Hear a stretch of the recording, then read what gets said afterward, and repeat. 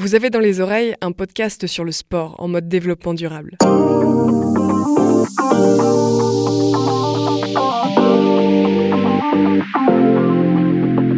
On parle d'environnement, de handicap, de biodiversité, d'égalité entre les sexes ou encore d'éducation. Mais tout ça en lien avec le sport. Et ça tombe bien car les Jeux Olympiques et Paralympiques de Paris approchent à grands pas. Derrière les micros, des jeunes, entre 14 et 18 ans, ils sont au lycée et ont beaucoup de questions à poser. Pour y répondre, des sportifs et sportives de haut niveau, des responsables associatifs, des influenceurs et influenceuses, des élus, des entrepreneurs et entrepreneuses. Quand le sport vise durable, un podcast coproduit par Terragir et René Prod avec Margot Bédé, journaliste. Épisode 1 avec Nicolas Barre, ancienne footballeuse de haut niveau engagée dans le sport au féminin. Encore une fois ? Et ça, c'était enregistré. Génial. Elle a commencé à jouer au football à l'âge de 10 ans, presque par erreur. Elle est devenue l'une des pionnières du football féminin professionnel dans les années 70. Si sa carrière footballistique est terminée, elle consacre aujourd'hui toute son énergie pour l'égalité des sexes dans le foot et dans tous les sports. Alors forcément, à l'occasion des Jeux Olympiques et Paralympiques de Paris, ses yeux sont grands ouverts. Bonjour Nicolas Barre. Bonjour. Alors pour vous interviewer aujourd'hui, il y a autour de la table Massara et Yanis. Bonjour à tous les deux. Bonjour. Donc, ils sont élèves de seconde au lycée professionnel Jacques Prévert à Versailles, dans les Yvelines, un établissement labellisé Écolycée. Alors, on a noté tous les trois que pour la première fois depuis 128 ans, depuis la création des Jeux en 1896, il y aura autant d'athlètes hommes que d'athlètes femmes aux Jeux Olympiques de Paris 2024. J'avoue, c'est pas rien. Vous en pensez quoi ? C'est quelque chose d'assez extraordinaire, cette parité. Alors, peut-être qu'à vos âges, vous n'êtes pas encore en mesure, en capacité de mesurer l'énergie qu'il a fallu déployer, les combats qu'il a fallu mener, Olympiade après Olympiade, avec un petit peu plus d'écoute à chaque fois. Et je suis très, très fière, vraiment, que cette parité qu'on demandait, nous, depuis des décennies, elle arrive en France, à Paris, pour le centenaire de ces Jeux que nous avons organisés en 1924. Et c'est une grande, grande fierté d'arriver à ça, mais c'est un grand et un long combat. Les pourcentages ont augmenté tout doucement, Olympiade après Olympiade. On a ouvert des disciplines progressivement, malgré les mentalités qui disaient que tel sport n'était pas pour les filles. Vous avez certainement dû entendre parler du marathon qui est arrivé très tard, le saut à la perche qui est arrivé très tard pour les femmes. Tous ces obstacles qu'on nous a mis. Et je pense que c'est, symboliquement parlant, très très fort qu'il y ait autant d'athlètes féminines que masculines. Il ne faut pas oublier que pour en arriver là, comme on ne pouvait pas élargir encore plus le nombre d'athlètes présents, parce que c'est une organisation incroyable, il a fallu faire des choix, parfois supprimer des disciplines masculines pour pouvoir ouvrir à des disciplines féminines. Par exemple ? Alors, on a par exemple limité le rugby. Le rugby qui était le rugby à 15, on a dit, il n'y aura pas de rugby à 15, on fait du rugby à 7. Du rugby à 7 pour tout le monde, pour les filles et pour les garçons. Puisqu'on ne peut pas non plus avoir 3 millions d'athlètes qui viennent participer aux Jeux. Ils le mériteraient, toutes et tous. Et on ne peut pas arriver à faire ça. Donc, ça a été des décisions difficiles à prendre. Et là, le dernier créneau pris par le CIO, qui est très porteur d'avenir, c'est qu'ils ont décidé, pour accélérer ce mouvement, de créer des disciplines, de demander à ce qu'il y ait des disciplines qui viennent en mixité. Voilà, c'est-à-dire que de plus en plus, vous avez vu peut-être récemment à la télé, le judo, oui. Maintenant, il termine avec une partie de la compétition, avec une équipe mixte, hommes et femmes, qui dispute une médaille, enfin un titre de champion du monde aussi. Et ce faisant, créant des disciplines mixtes à l'intérieur des fédérations habituelles, ils obligent les fédérations à faire des efforts pour accueillir les filles, les intégrer, les amener à haut niveau et peut-être avoir encore plus de visibilité et d'opportunités pour les femmes et de médailles. Dans quel domaine on peut encore progresser pour que les femmes soient traitées de la même manière que les hommes dans ces Jeux ? Dans ces Jeux qui viennent ? Oui. Et dans les autres à venir aussi. Alors, dans les Jeux qui viennent, déjà, la parité, c'est énorme parce que ça veut dire qu'en termes de visibilité télévisuelle, de spectacles sportifs proposés dans les différentes compétitions, on va avoir énormément de possibilités de voir des pratiques. Voilà. Donc, la parité des athlètes qui participent aux Jeux amène plus de compétitions féminines en visibilité. Ça, c'est déjà très important. Donc, on va peut-être toucher un public plus large, on va faire consommer du spectacle sportif féminin. Et quand je dis ça, j'entends qu'on va avoir des enfants qui vont regarder ça, des parents qui vont regarder ça, et qu'il va y avoir peut-être une autorisation de pratique pour les petites filles et de diversité. Et puis, cette capacité, cette possibilité de voir ce que moi, je n'ai pas pu être, des rôles modèles. Et je trouve que quand on a la chance de voir un sportif ou une sportive qui fait un exploit, ça fait rêver. Et il n'y a rien de plus transcendant, rien de plus réjouissant et rien de plus fort que de donner à un enfant la capacité de rêver, parce que le rêve n'a pas de limite. Donc, il y a des disciplines encore à ouvrir, qui ne sont pas encore accessibles complètement, mais aussi pour les garçons. Je ne sais pas si vous avez vu récemment, maintenant, on a des garçons qui peuvent faire de la natation synchro. C'est qui vos rôles modèles, Massara et Yanis? Ouais. Moi, c'est plutôt Wendy Renard. Wendy, d'accord. Et Selma Bacha. Enfin, c'est une nouvelle, elle est jeune. Oui. Et elle m'inspire beaucoup. Elle fait un très bon matière. Dans le foot, évidemment. Dans le foot, oui. Yanis, plus moi, basket, j'imagine? Oui, et foot aussi. Dans le basket, c'est plus la Melo Ball, c'est un jeune joueur. Et au foot, j'aime bien Wendy Renard aussi. Et côté masculin, Kylian Mbappé, tous ces jeunes joueurs. Quand on voit jouer Kylian Mbappé, moi qui suis quelqu'un qui a consommé du foot toute ma vie, waouh, mais voilà, c'est extraordinaire avec lui. C'est pas tellement ses qualités physiques et techniques. Voilà, c'est un grand joueur, mais il y en a plein de grands joueurs. C'est que tu sais jamais ce qu'il va faire, quoi. Il invente. Quelle influence les Jeux de Paris peuvent-ils avoir sur la question de la parité dans nos sociétés? Déjà, ça fait beaucoup parler, cette histoire de parité, puisque c'est les premiers Jeux paritaires depuis le début des Jeux Olympiques, depuis que ça a commencé. Donc, on parle donc des Jeux Olympiques et pas des Jeux Paralympiques. Ça montre que si on fait des efforts, malheureusement, il faut qu'on soit directif. Je veux juste pointer du doigt que c'est pas naturel, alors que une fille et un garçon, c'est pareil. C'est un être humain qui a des droits, qui a la possibilité de s'exprimer. Donc, ce qui est un petit peu douloureux, même très douloureux, en tout cas moi je l'ai vécu comme ça, c'est qu'il faille se battre pour justement avoir le droit d'être à égalité et d'être reconnu pour chacune et pour chacun. J'ai envie de dire, et je le dis à chaque fois, si c'était les garçons qui subissaient à l'inverse de ce que nous subissons, je me battrais tout autant.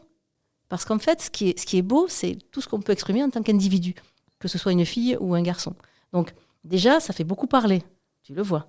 C'est un combat de décennies, qui n'est pas terminé parce que c'est pas parce qu'il va y avoir 50% de femmes aux Jeux Olympiques et 50% d'hommes que tout le sport est mixte et que toutes les filles peuvent faire tous les sports et que tous les garçons peuvent faire tous les sports. C'est pas vrai. Donc, on a encore beaucoup de travail à faire. Et c'est fou, on parle encore de combat, il faut se battre. C'est très martial aujourd'hui, l'égalité des sexes. Toujours. Ça demande une énergie folle, en fait. Alors que cette énergie-là, on devrait pouvoir la mettre au service de la création individuelle, du projet collectif, de l'expression d'un soi.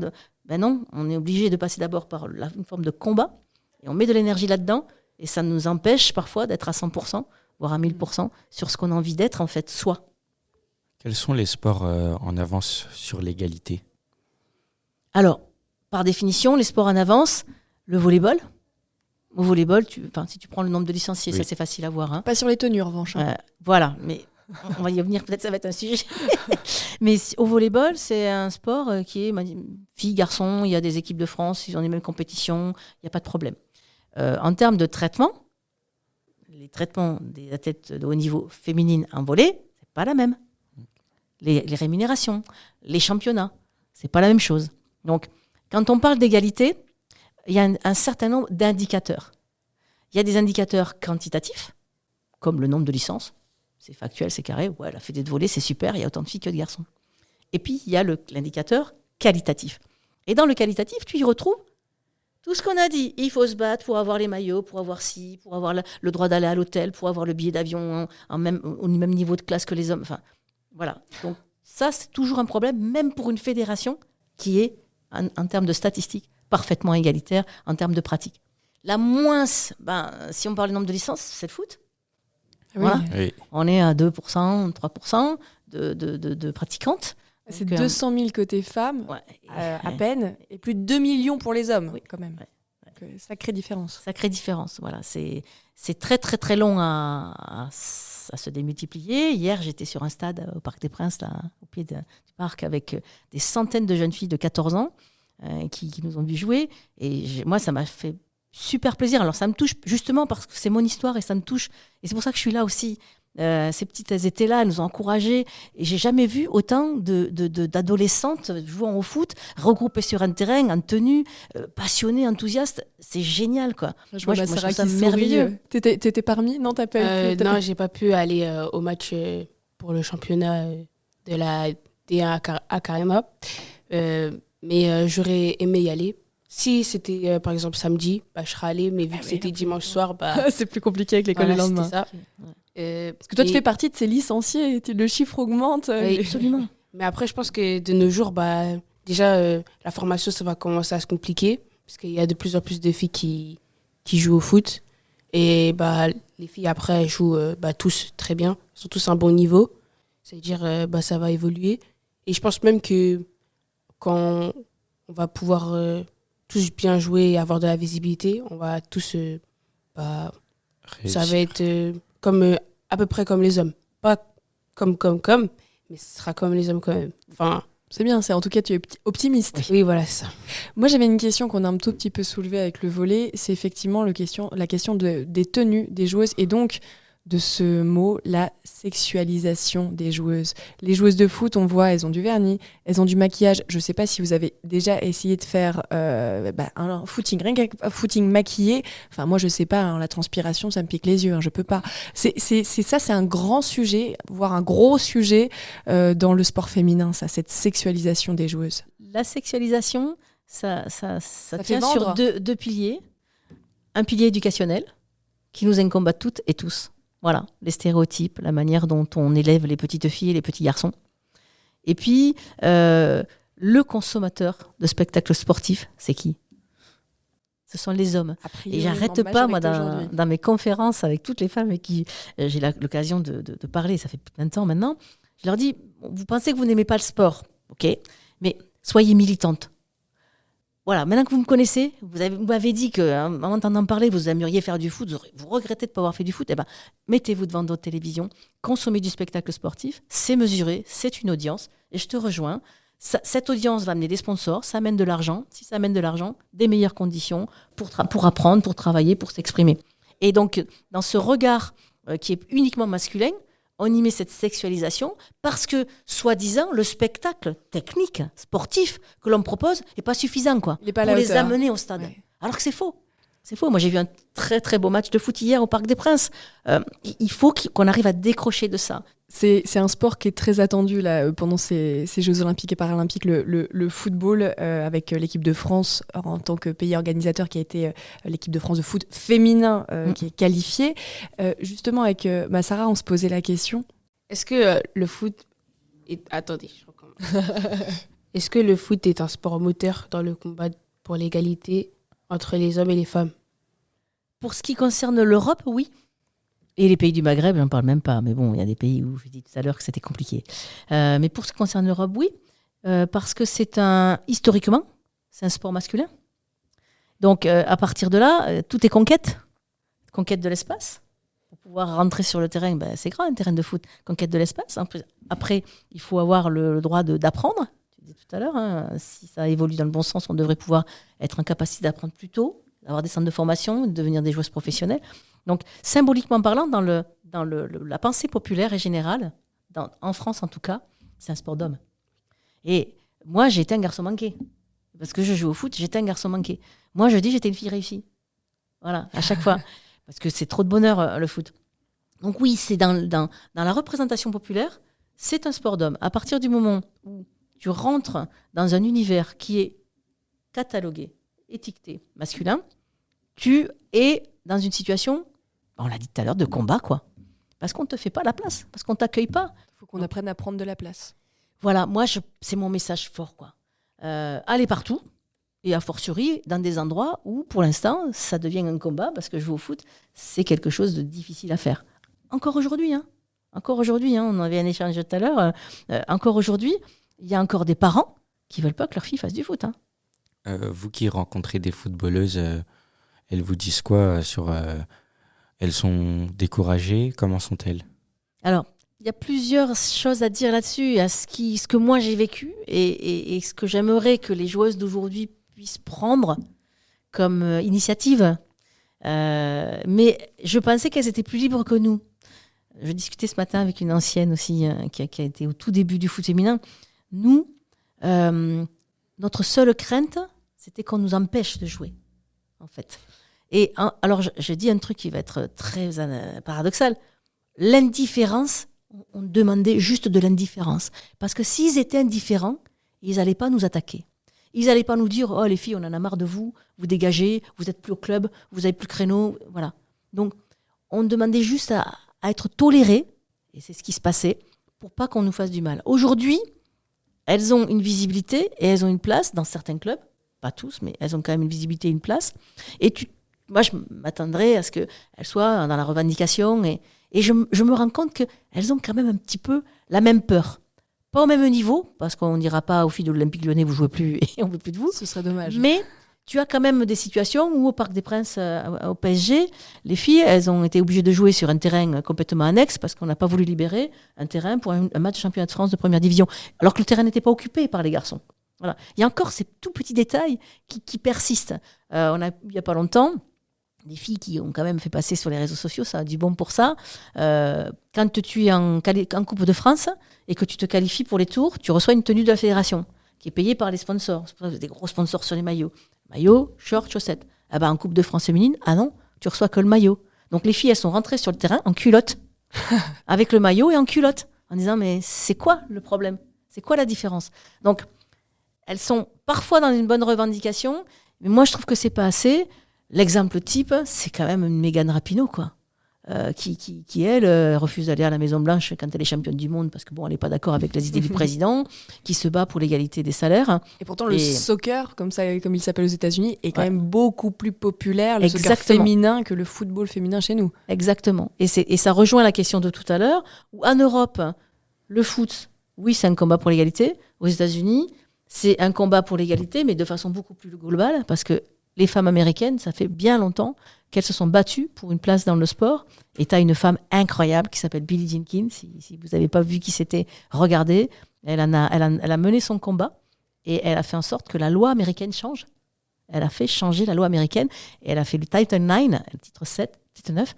Et quand tu dépenses $1 pour un sport masculin, il faut que tu mettes $1 pour un sport féminin dans les universités. Ça a fait exploser la pratique sportive féminine. Mais nous, en France, on est un peu froid, un peu frileux sur les contraintes, sur les exigences. Voilà. Vous avez joué, Nicolas Barre, au foot au niveau international, 10 ans d'équipe de France entre 77 et 87. Ouais. Vous êtes passé d'ailleurs par le mythique Stade de Reims, notamment. Ouais. Et Sarah, toi qui es dedans dans le foot féminin aujourd'hui, tu avais une question justement à ce sujet. Oui, comment se déroulait la formation à votre époque ? Est-ce que c'était plus comme les détections de nos jours ou c'est une autre manière ? Ah bah ça n'existe pas, hein. Il n'y a pas de formation. Moi je rentre sur le terrain de foot vraiment par hasard, parce qu'on me le demande. Parce que la question qu'on me pose tout le temps c'est « Comment vous avez eu l'idée de jouer au foot ?» Mais moi j'ai pas eu l'idée de jouer au foot, je vous ai parlé des rôles modèles tout à l'heure, il n'y en a pas. J'ai jamais vu une femme jouer au foot, moi. J'ai vu Pelé. Ah, voilà. Mais j'ai joué déjà au foot quand j'ai regardé Pelé. Donc moi je rentre sur le terrain, et ben ma formation c'est que j'ai piqué tout aux garçons, j'ai regardé. J'ai regardé comment ils faisaient, l'entraîneur il m'a rien expliqué, les copains ne m'ont pas expliqué. Et puis j'ai piqué ce qu'ils faisaient en fait. Et j'ai travaillé après, j'ai reproduit. Je rentre sur ce terrain, je suis nulle.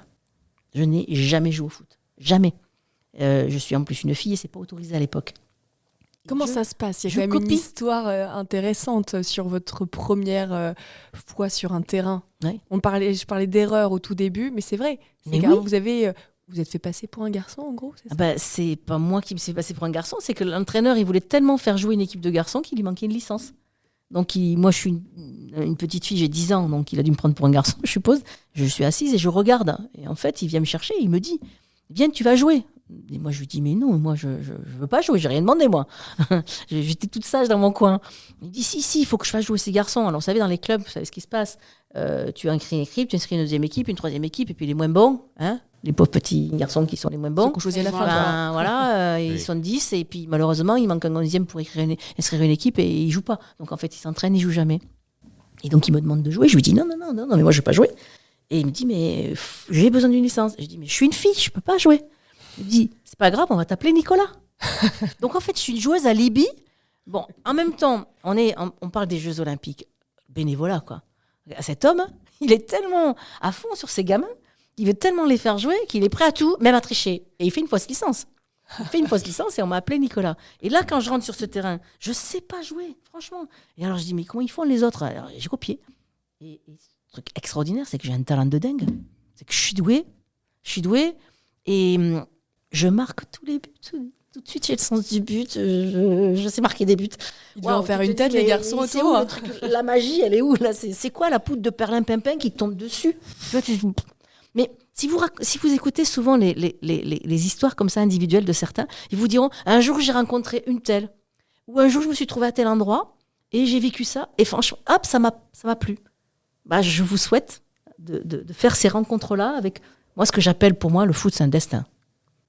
C'est lui qui est venu me chercher. Moi, j'ai rien demandé. Vraiment. Donc, à mon époque, j'apprends sur le tas, toute seule. Il sait ce que vous êtes devenu, cet entraîneur? Non, il ne sait pas ce que je suis devenue. Non, parce que d'abord, je l'ai perdu de vue, mais je ne sais pas. Non, il ne sait pas ce que je suis devenue. Mais c'est assez incroyable parce que de là arrive l'équipe de France. Enfin, je passe des garçons aux filles.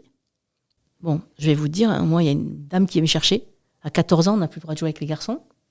Bon, moi, je dis, c'est pas grave, je ne jouerai plus. Et je rentre de l'école un jour. Donc, on avait un grand appartement avec un grand couloir. C'était toujours pareil. J'ouvrais la porte, j'avais mon cartable à la main, je jetais le cartable comme ça, paf, il allait se poser contre le couloir, la porte du couloir du fond. Je reviens. Je reviens, j'étais partie pour 2 heures pour aller jouer au foot dehors avec les copains. Et là, ma mère, hop, reviens, il y a quelqu'un pour toi. Bon, il n'y avait jamais personne pour moi.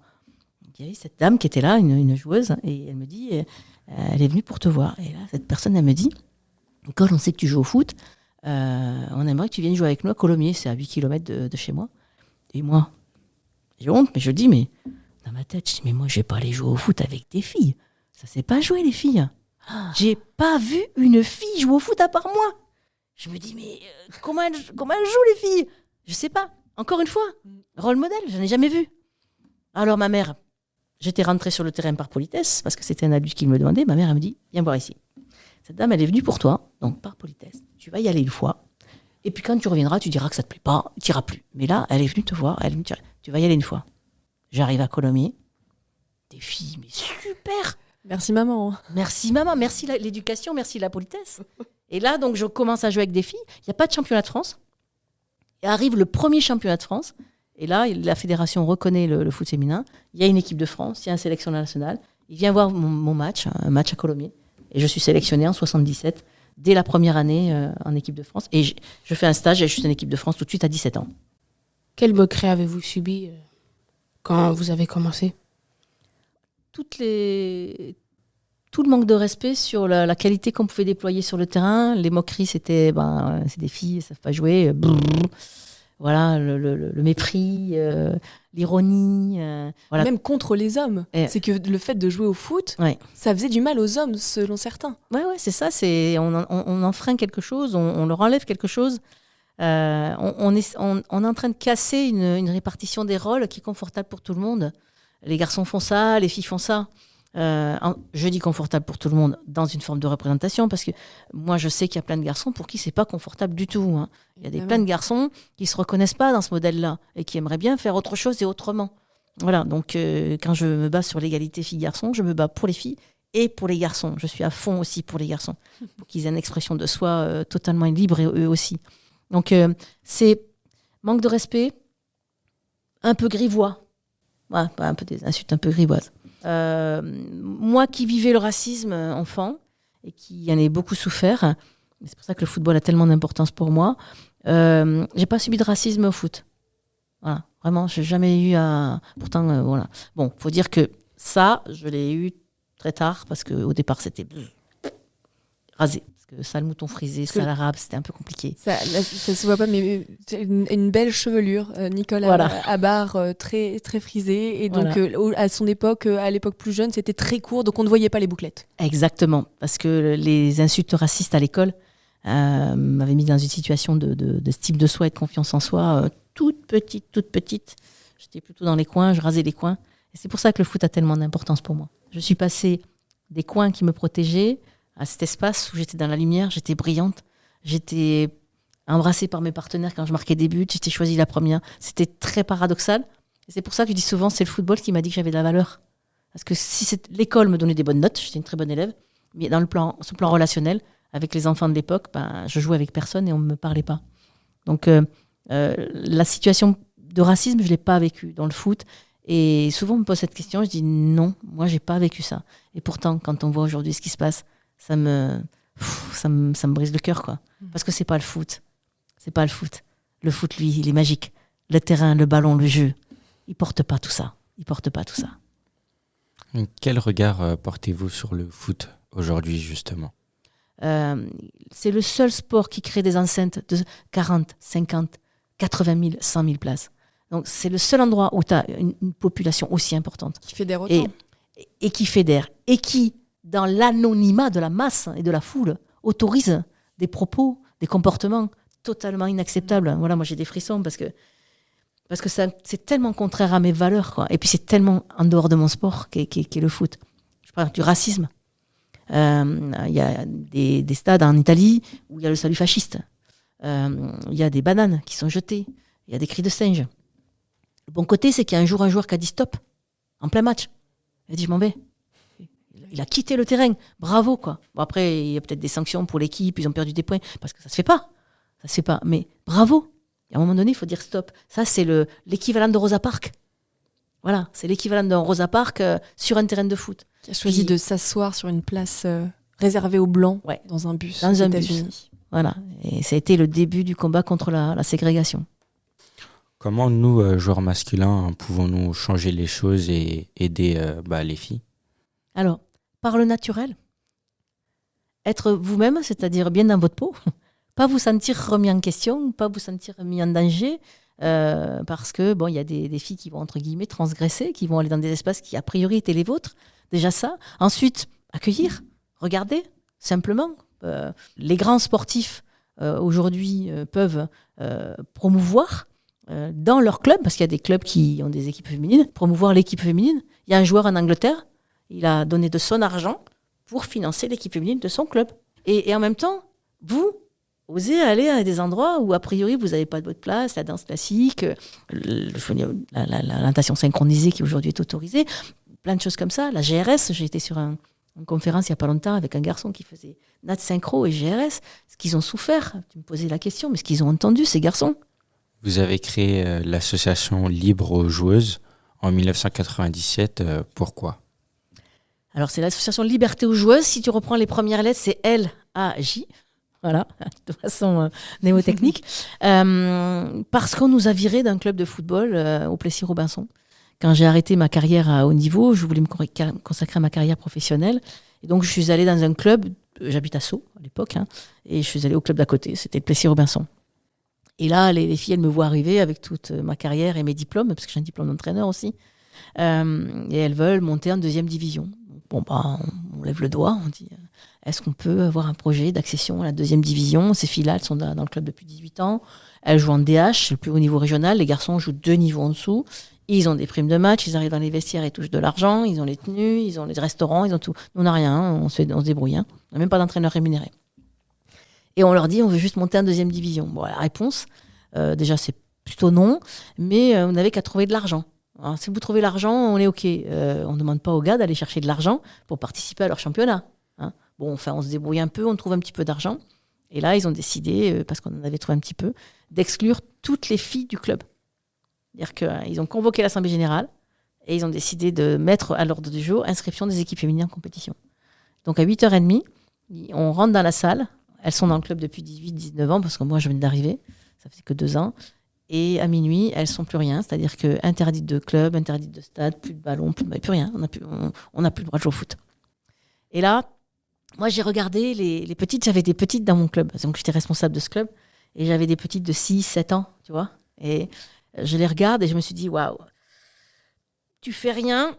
Et ça m'a renvoyé à la petite fille qui était dans le coin là-bas, avec ses cheveux frisés, là, à qui personne parlait, et qui a cru que c'était le regard des autres qui disait quelle était sa valeur. Et tu portes ça toute ta vie après. Et je me suis dit, si tu fais rien, ces petites filles-là, elles vont faire comme toi toute leur vie. Elles vont croire que c'est normal ce qui se passe. C'est normal qu'on les vire d'un club. Elles n'ont pas cassé de vestiaire. Elles n'ont pas agressé d'arbitre. Elles sont mignonnes comme tout. Elles dépensent rien. Mais c'est elles qu'on vire. Et pour la première fois, je me suis mise en colère. Alors que je ne me suis jamais investie sur rien, battue sur rien. Trop timide et trop réservée. Voilà, la petite fille du coin, elle habite toujours ma personnalité. Et là, je me suis dit, non, mais là, pour elle, il faut que tu fasses. Et donc, on a fait un procès. J'ai demandé aux parents, j'ai dit, qu'est-ce qu'on fait ? On fait rien ? Parce que là, ce que je vous raconte, ça s'est passé des dizaines de fois dans ma carrière. Hein. On a fait un procès qu'on a mis 5 ans à gagner. Et quand on a fini ce procès, on l'a gagné, qui nous a valu d'être pas mal traités anti-masculine, on n'aimait pas les hommes, enfin voilà, on a dénigré notre combat, qui était un beau combat pourtant, sauf les journalistes qui ont été à la hauteur. Et quand on a gagné ce procès, je me suis interrogée, je me suis dit, bon, tu vas changer le monde comment avec ça ? Est-ce que ça change le monde ? Et la réponse a été non. Et je me suis dit, qu'est-ce qui peut changer le monde ? C'est les enfants. Et c'est pour ça que j'ai créé Liberté aux joueuses pour le procès, et puis pour créer un projet qui s'appelle Passe la balle, d'éducation et l'égalité dès le plus jeune âge, mais en tant que sportive, en partant du corps, de la motricité et de l'espace. Depuis sa création, est-ce qu'il y a eu des choses qui ont changé ? Depuis la création de Liberté aux joueuses, des choses qui ont changé ? Oui. Oui, parce que j'étais un ovni il y a 20 ans de ça. J'étais une des rares footballeuses de haut niveau ou sportives de haut niveau à s'impliquer de façon aussi ouverte sur cette thématique de l'égalité. Aujourd'hui, dès qu'une fille prend la parole, que ce soit dans un réseau social ou n'importe quoi, qu'elle se plaint ou qu'elle expose une situation, elle est entendue, elle est écoutée, ça remonte à la fédération. Bon, voilà. Donc ça, de ce point de vue-là, je pense qu'il y a des capacités de revendication qui sont acceptées et plus exprimées par les filles. Les Jeux Olympiques 100% paritaires, ça fait partie du changement. Les médias, ça fait partie du changement. Des joueuses qui gagnent leur vie en faisant du sport, ça fait partie du changement. Il y en a encore peu. Il y en a encore peu, mais il y en a. Pour moi, quand on me présente footballeuse professionnelle, j'ai jamais gagné d'argent au foot. Jamais. Donc j'ai pas fait d'études, j'ai pas fait tout ça, bon voilà. Mais j'ai jamais gagné d'argent. Voilà. Et aujourd'hui, si vous aviez un message à faire passer à des filles comme moi, par exemple, qui auraient peur de se lancer à cause des critiques ou d'autres choses, ça serait lequel ? Alors déjà, qu'est-ce que tu ressens ? C'est quoi ton ressenti ? Quand tu as ton ballon dans le pied, que tu fais une passe, qu'est-ce que tu ressens en toi ? Parce que ça, c'est toi. Et ça, c'est ta vie, ça t'appartient. Personne ne doit te dire, tu dois faire ça ou tu dois faire ça. Si ce que tu ressens, c'est waouh, arrache tout, reste là où tu es, travaille, prends ta place. Et puis ensuite, souviens-toi que peut-être pour d'autres, c'est moins facile parce qu'elles ne sont pas connectées à ce wa. Eh ben, aide-les, accompagne-les et surtout, ne pas arrêter, ne pas se laisser décourager par tout ce qui se passe autour. Parce que tu vois, moi, on m'a rien donné.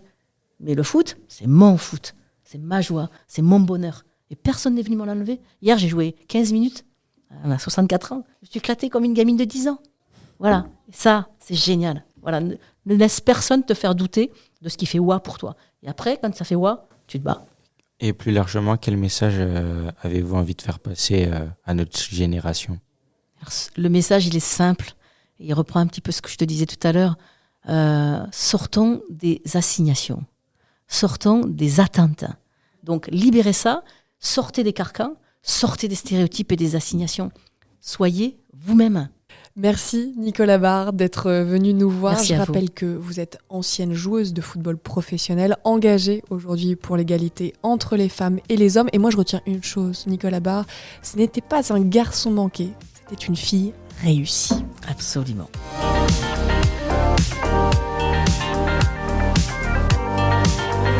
Quand le sport vise durable, un podcast coproduit par René Prod et l'association Terragir en partenariat avec Convergence et Écolosport.